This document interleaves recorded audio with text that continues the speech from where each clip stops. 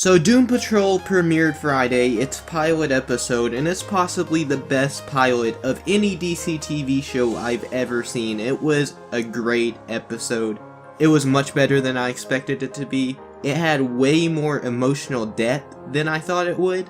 The episode just defied expectations in every regard, and the Doom Patrol episode of Titans, they seemed like good enough characters, but they didn't really seem like characters that could carry their own show. This episode just threw all that out the window. They seem like good enough characters, they are deep enough characters.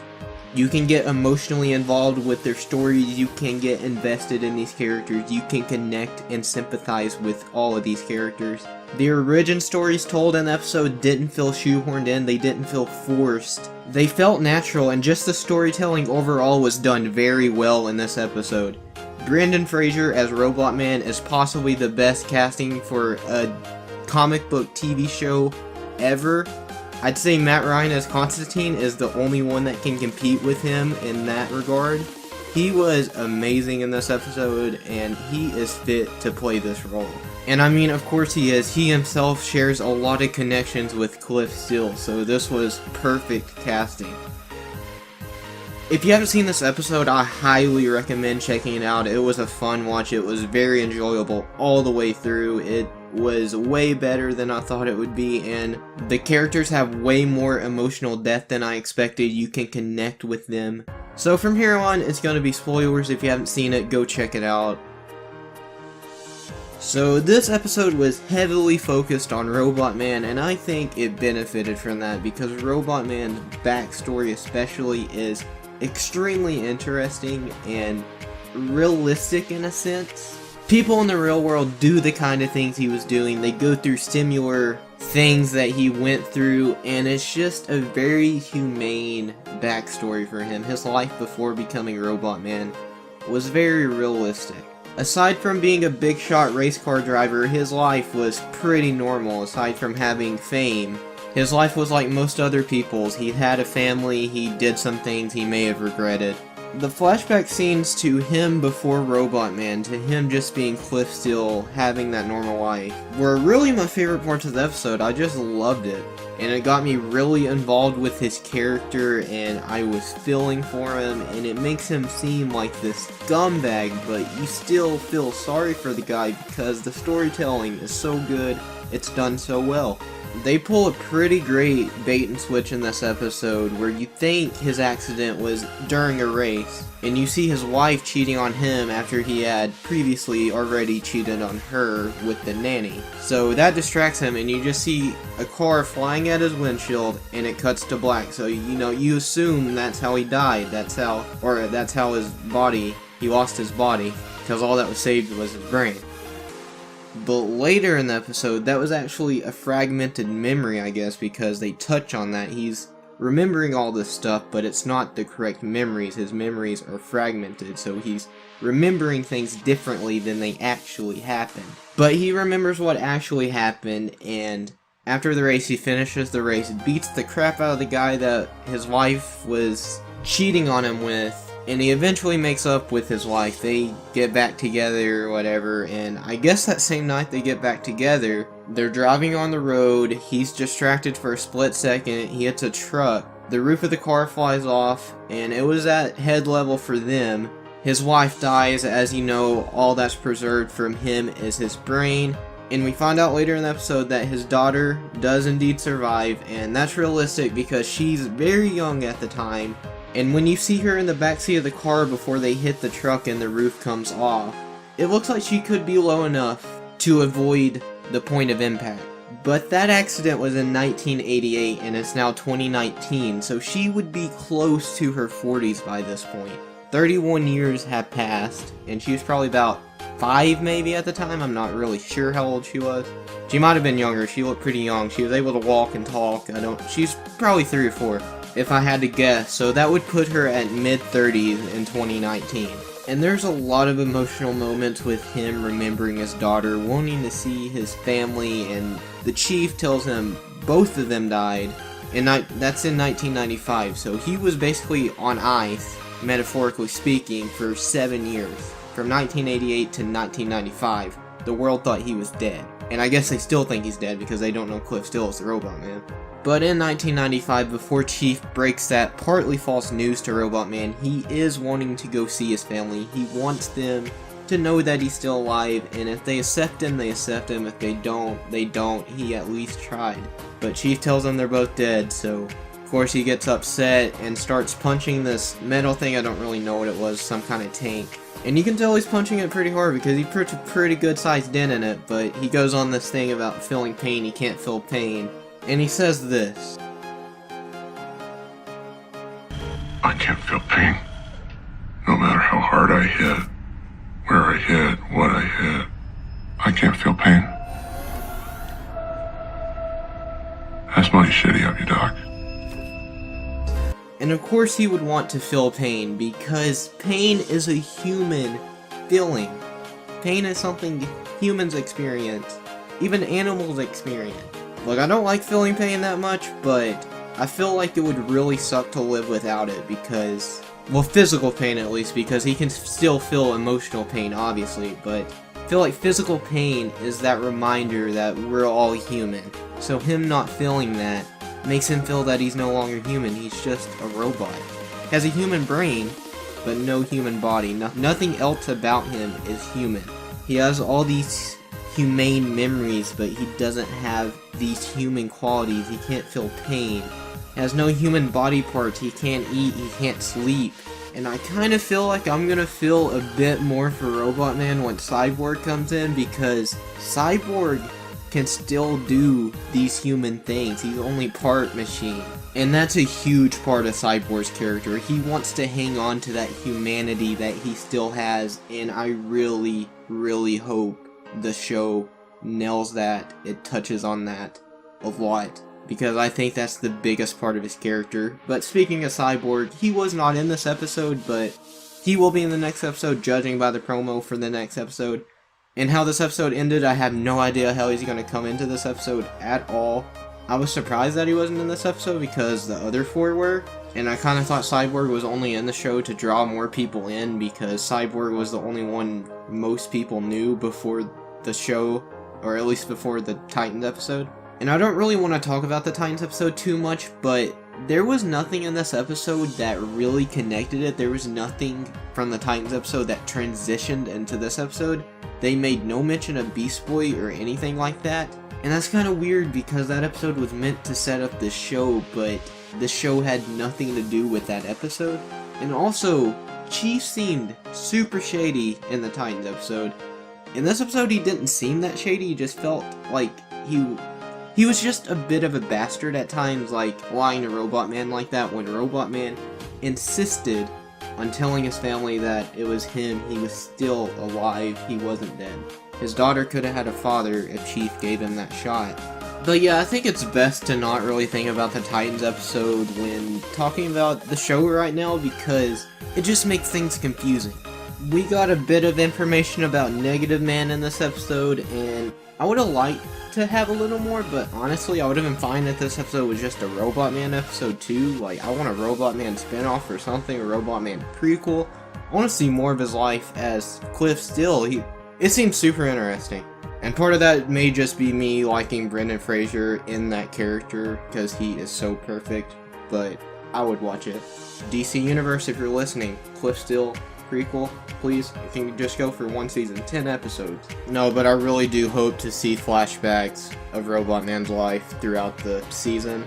Anyway, Negative Man, he was a pilot, like the greatest pilot in the US, and he basically is on this, I guess it's a test flight, and he gets struck by the negative energy, and it crashes the plane, and he's all kinds of messed up. He's two-faced, but it's his whole body. He's just burned to a crisp. 3rd, 4th degree burns. I don't know how high degree burns go. Highest degree burned is what he has, which is why he has to be bandaged up, obviously. But I'm assuming the negative energy is what saved him, because no way he would have survived that crash if that didn't save him.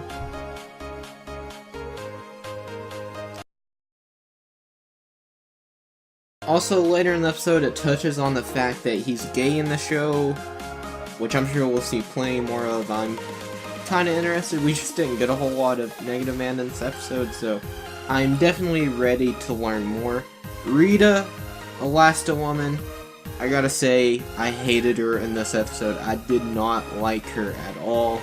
It doesn't really affect the episode for me, but man, I did not like her character. She seemed like such, for lack of a better word, a bitch in this episode. She just seems so self-centered that it annoys me. Like, I don't like people being so self-centered. It's just like, can you not let other people be happy if you're not happy? Can you just try not to get upset when someone says something bad about you? Like, basically the entire reason she turns into the giant blob rolling down the street towards the end of the episode is because she's told by this, I guess, waitress in a diner that Rita Farr used to do porn. And of course she is Rita Farr, but this girl doesn't know that she's Rita Farr. She just knows that she looks and speaks like Rita Farr, but Rita Farr should be in her 80s or 90s by now, so of course she doesn't think she's the actual Rita Farr. But that makes her upset. She turns into the giant blob, busts out the diner onto the street, causing chaos, havoc. And it's basically because someone was saying something bad about her, and she as a person can't control her emotions, and her emotions control her powers. When she gets upset, she turns into blobbiness. And the way she got the power she did is she was filming in Africa in the 50s, I believe it was 1955. She basically fell into this acidic lake, and it gave her powers. She can reshape herself, and I guess she can maybe transform her organs or something, because I don't understand how she's able to move normally when she's like in her 90s. I get how she can look differently because she can obviously reshape her appearance, her skin. Okay, I'm sorry for the whole rant about me not liking Rita, but I really didn't. She was my least favorite part of the episode. One of the only problems I really had with the episode, but I'm not going to hold it against the episode, really.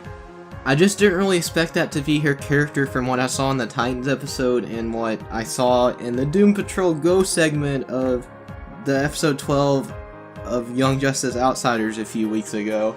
The little I knew about her character, she didn't seem that she'd be that ignorant, obnoxious, self-centered. But moving on to Crazy Jane, a character a lot of people were anticipating. First of all, she has 64 different personalities, and they all have a different power, and they displayed like 4 or 5 of those personalities, because I don't know what the fire thing, the thing she did, the fire power she had at the end of the episode, I don't know if that was a different personality than one they had previously shown or not. That may have been the Hammerhead personality, because she was Hammerhead before when she was trash talking the cop. But Hammerhead, speaking of Hammerhead, that's probably the one we get the most of besides Jane. And this personality, of course, is supposed to be a dick, so I was fine with that. But she went hard on Robotman, calling him a toy and all that. And Robotman comes back at her with, has anyone ever told you to shut your hole? And she's like, what are you gonna do, little toy bot, or whatever she says. I wanted Robotman to lay her ass out. But she just kind of runs away, walks out the door, and I guess leaves again. Because she's one of those that comes and goes as she pleases, I guess. But I'm assuming she's going to be in Doom Manor a lot more from here on. Because she's a mainstay for the show. We didn't get a whole lot from her character in this episode, but we got enough, and we got quite a bit in that little segment and later on when she's interacting with Robotman more, and she broke the news that his daughter is still alive, of course. And then at the end of the episode, after they're all going with the chief, because the chief went away for a while because he can now go and do his duties again. Find people that need help, help them, and they're all alone without the chief. They go into town like they're not supposed to, and I've already kind of touched on all that. Rita turns into the rolling blob, Robotman, picks up the street and stops her that way, I guess. Like, makes a roadblock or something to stop her, and then they go back, and Chief comes home, and he's upset, and he's saying they need to leave Doom Manor, they need to go somewhere else in order to protect themselves, and Robotman is the only one that wants to stay at this point, and he does stay. The rest of them go with the Chief. Jane is driving, and she's like, we need to turn around, and this kind of felt rushed, but it honestly didn't bother me at all. because I wanted them to stay with Robotman. Like, stick with Robotman. Don't keep listening to Chief. He's like trying to, well, don't really know what he's trying to do, but you don't have to listen to him all the freaking time. Stand up for yourself every now and then. And they do. They turn the bus around and they meet Robotman. Robotman's walking towards the town. He turns around when he hears the bus and they all walk out. They're walking into the town together now, and then Mr. Nobody appears on the bus with Chief. And Mr. Nobody is someone I haven't touched on yet. And I don't know a ton about him, but he's basically in 2 dimensions, and you see his origin at the beginning as the opening scene. The first origin you see, in the 1940s, he goes to these Nazis to be experimented on, and he is now in 2 dimensions thanks to that experiment, and he seems pretty powerful. He can basically cause people to go insane, and I guess he can open a portal to the other dimension because he opens this freaking portal, giant portal in the middle of the road, and there's this donkey that farts, and the methane gas that is released spells out the mind is the limit. And as we know in the beginning of the episode, when Mr. Nobody was being experimented on, the words he repeated, the mind is the limit. So I don't know if that's really gonna... It seems like those words are gonna play a big part in this season, but I don't know, that could have just been a callback to that. But I feel like it's gonna play a really big part. And it's really interesting because all Robotman has right now is his mind. I'm ready to learn about Mr. Nobody's and the Chief's past, though. Why does Mr. Nobody hate the Chief so much? Why does he want to dismantle the Doom Patrol? Why does this hatred go so deep? Definitely ready to find out more about that, and I'm glad that we have a definitive main villain for the season. We knew it before the season even started. He appears in the first episode. He narrates the first episode. He breaks the fourth wall a lot. And that's something I loved about the episode. It was very meta and quite comedic at times. So I love this episode, and I'm going to give it a 9.5 out of 10. This was a very strong start to a TV show. Probably the best pilot for at least a DC TV show I've ever seen. I haven't seen any of the Marvel shows, so I can't speak for those. But I'm definitely looking forward to these next 14 episodes. I'm ready for the ride we are going to take. And I am ready to see what this show has in store for us. I'm ready to see more with Robotman. I'm ready to see his journey into finding his daughter. Hopefully he reconnects with her. Hopefully she accepts him. I'm ready to explore more of Crazy Jane, all her personalities.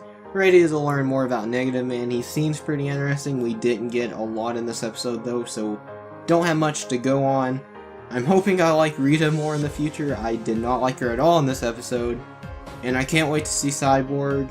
I just don't really know how he's going to work with Robotman there too. It's going to be at least 2 physically similar characters. But I'm still excited. I like Cyborg as a character. And I feel like humanity is going to play a big role in this season. And those words, the mind is a limit, is going to play a big role.